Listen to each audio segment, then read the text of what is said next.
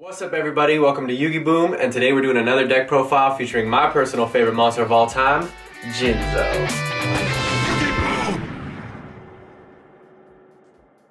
Alright guys, so Jinzo, very iconic, keeps relevance throughout multiple metas, multiple years. He's always been my favorite monster because he's one of the first secret rares I ever pulled as a kid, and on top of that, I still have my original that I pulled. It wasn't first at the time because I got into Yu-Gi-Oh late. Grew up with brothers older than me who played Magic, so I tagged along with them.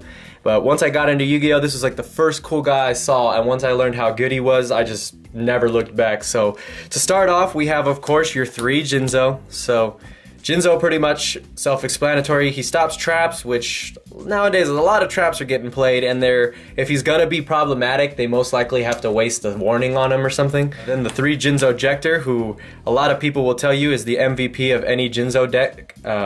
He's got so many uses with so many cards, which I'll explain as I go throughout. And on top of that, he's treated as Jinzo while on the field or graveyard, so you can hit him with Returner if you need a level 4, and you can do multiple stuff. And then of course last is Jinzo Returner. Jinzo Returner is the one who can attack directly, and when he's sent to the graveyard, he special summons any Jinzo monster, which is either of these two. And Jinzo Ejector himself, you contribute to reveal your opponent's set back row, and for every trap you reveal, you can special summon a Jinzo from your hand.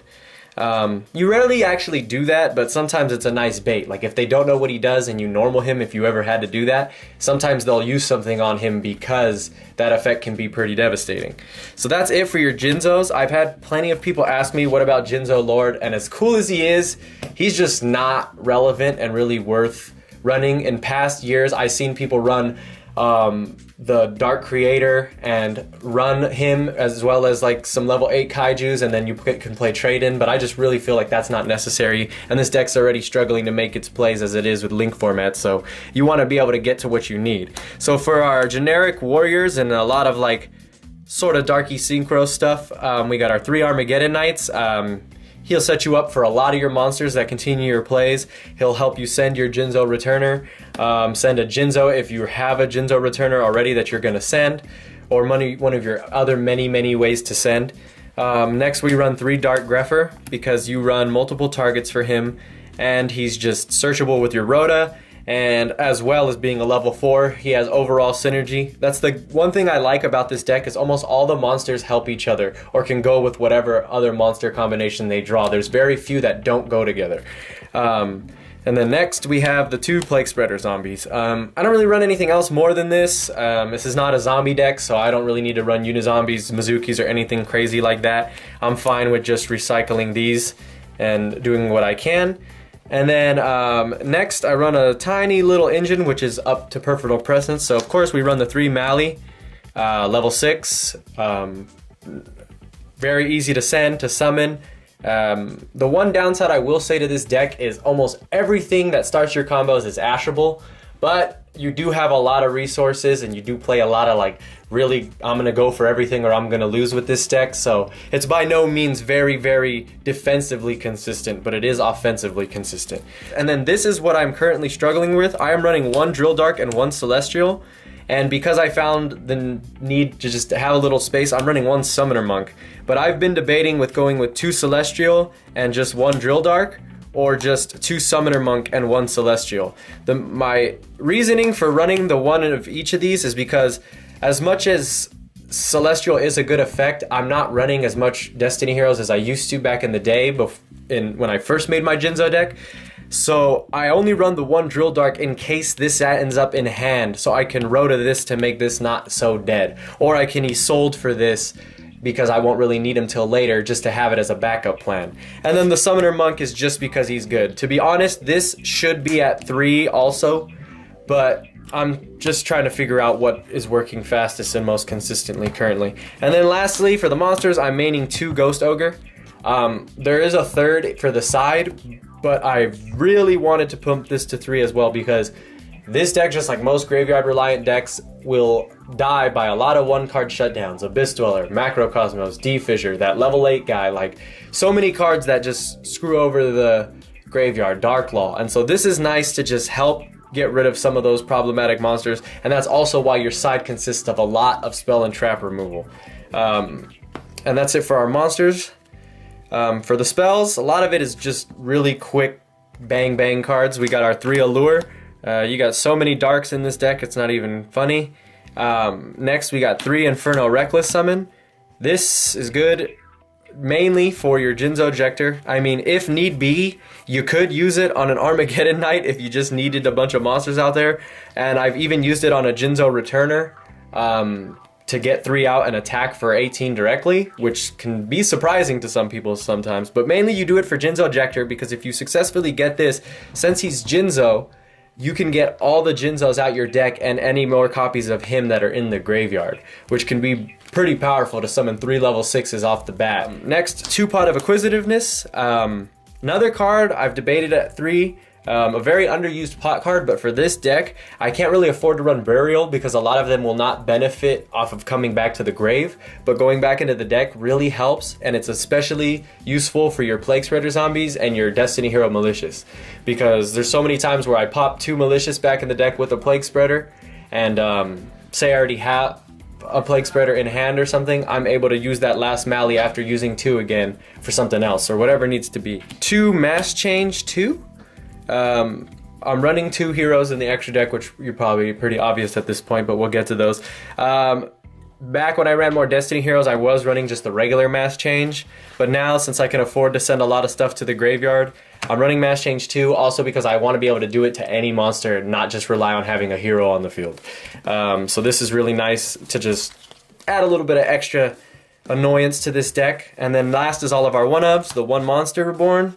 The 1 Foolish, probably your most powerful 1-of because it can send all your combo pieces, all your monsters who are going to do bull crap. 1 Rhoda to search all your main warriors. 1 Dark Hole, and 1 Reasoning. To be honest, this Dark Hole could be in the main and swapped with Regeki that's in the side. But that's up to you. I honestly don't even know why Dark Hole is the one I chose. But Reasoning, just like a lot of my decks, I run so many monsters with different levels, and even if they guess right, some of the ones that go to the graveyard can still do stuff there. So it's not really that big of a risk. And as much as I do like some of my spells, I have way more monsters than spells, so I'm pretty confident that when I see Reasoning, it's going to almost get its effect off. So that's it. I believe that is 40. I've really struggled with this deck and tried to go over, and if I ever seen a good enough way to make it, I have thought about making this 60 card with maybe some Brilliance and a little bit more like Dark Synchro-ish stuff, but for now I like it at a solid 40 and to try to be quick and really aggressive. So for our extra, we're just running 2 level 4s just to be like little, answers. So I run the 1 Castel and 1 Evil Swarm Nightmare. My reasoning for Nightmare is because they're all darks, and on top of that, sometimes you don't get everything you need and all you can do is make like 1 or 2 annoying monsters. So, or even just the 1 with a link and just 1. So Nightmare is one who, if you're going to get popped, it's better to just bank off of him sitting on the field and stopping some special summons. Unfortunately, if they link on you, you can't do nothing about it with him. He flips them all special summon monsters to defense mode up to twice because he has 2 material, and it's not once per turn. Then we run a couple level 6s. So I run Photon Strike Bouncer and Utopia Beyond. Photon Strike Bouncer can negate a monster effect during either player's turn by detaching, and then he burns the opponent for 1,000. He doesn't destroy the monster, but it's still annoying. And then the Utopia Beyond, when he's summoned, you can make all your opponent's monsters attack become 0. And then the other effect is for a Utopia deck pretty much, but if you're running more Utopias and stuff. But that's just, for me, since it doesn't target, is a lot better than my old level 6 choices, which is I used to run a Constellar and a Gauntlet Launcher, but I'm still toying around with them because they are good, but just the targeting nowadays is just so like, because nowadays people are sitting on boar loads, and what are you going to do? And then the last level 6 is the best one, which is the Beatrice, because she's just an extra Foolish Burial, super easy to make with a Mally and a Jinzo, or 2 of each, even a Dark Law if you need to use them for that, and she's just such an MVP for this deck and getting you further. Then for synchros, I didn't try to diddle-daddle with the random levels I could potentially make, like a 5 with the Plague Spreader and the Returner, or a 10 with like 2 4s in him, or an 8 in the Plague Spreader. I just decided to go with what I'm actually going to be able to make, so I make the 2 6s, which is a Charge Warrior and a Bryonic. You can run Wervrin or whatever other level 6 you think might be better, but Charge Warrior is nice. Brionic, really good. I've even debated just going 2 Brio and not have Charge Warrior anymore, but I really do like that draw. And then for your level 8s, just Crystal Wing and Beals. Crystal Wing, very accessible because of Plague Spreader. Beals also, and Beals is, if you're gonna sit on one monster, sometimes Beals is the way to go. If you want to go budget, you could play like a Crimson Blader or something over the Beals, because I know Beals still might be a little pricey. But that's it for the level 8s and the synchros in whole. Then I play the 1 Masked Hero Anki and the 1 Dark Law.